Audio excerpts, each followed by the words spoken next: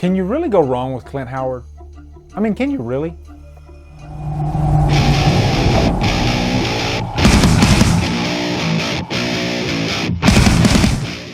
Silent Night, Deadly Night 4, The Initiation, stars Neith Hunter, Clint Howard, and is directed by Brian Usna. What is up, guys? It's time for my annual Silent Night, Deadly Night review. I do one of these a year because that's all I can stand, because it gets worse with every movie. And this year I decided to do The Initiation, which is part 4. This was originally supposed to be the third movie in the franchise, but for some reason they ended up pushing it to the fourth, and they made, I believe it's called Better Watch Out for the third one, which was a horrible movie with Bill Moseley pretty much doing nothing. This one is kind of refreshing because they completely go a different direction. It's kind of like the Halloween 3 season of The Witch of the franchise, because there's very little Christmas in it. There is definitely some like Christmas decorations sprinkled throughout. What the hell is going on there? Jeez, just relax, man.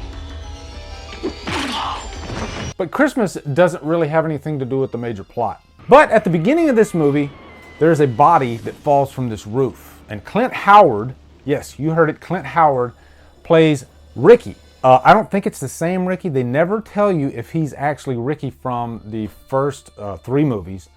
I don't think he is, because the character is completely different. And he's helping this cult out, this like witch group.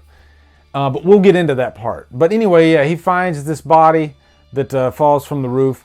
But then we're introduced to our main character, Kim. She's with her boyfriend, Hank. This movie has a lot of nudity in it, by the way. It's just sprinkled throughout. You know, I guess it's a staple of the 80s, even though I think this one came out in like the early 90s, something like that. But really the 80s bled over into the beginning of the 90s. But you know, she works in an office environment. She's an investigative reporter, and she wants to be on this case of this body that falls. Hey, a woman just died here.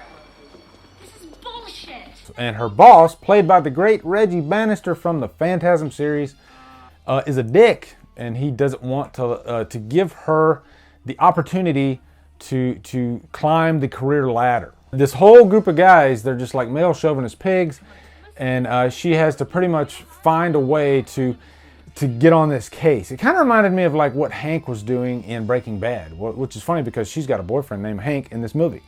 You know, Hank was going crazy trying to stick with this Heisenberg case. Why am I talking about Breaking Bad? But that's what Kim's doing. She wants to she's really seduced by this case. She wants to find out what's going on. Plus, it's a great career move for her. And so then eventually she's introduced to this witch group led by this character, FEMA.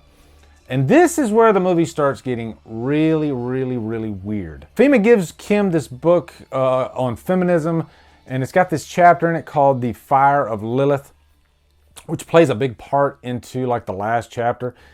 Honestly, this movie is so whacked out that I don't know what the main motivation of these witches is, aside from driving the main character crazy. I know that FEMA, her daughter, couldn't cut it, and that's why her daughter fell off the roof.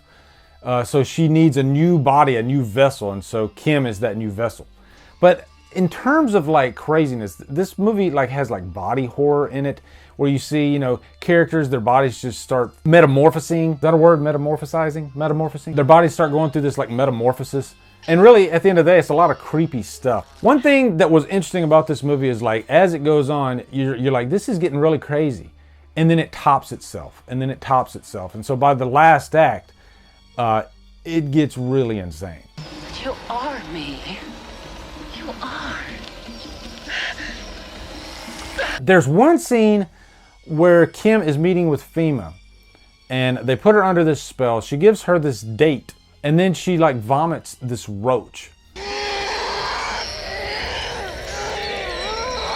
It's stuff like right out of like A Nightmare on Elm Street Part 4, I think. But you're just, the whole time you're like, is this a Silent Night, Deadly Night movie? Because I wanted a Silent Night, Deadly Night movie, and that's not what I'm getting at all. I guess you could compare this to like the Prom Night franchise. You know, the second movie was a completely different plot than the first movie. And so I guess that's what they were going for with this. Now, I will say Clint Howard pretty much steals every scene he's in just by the way he looks. He's just such a weird looking dude.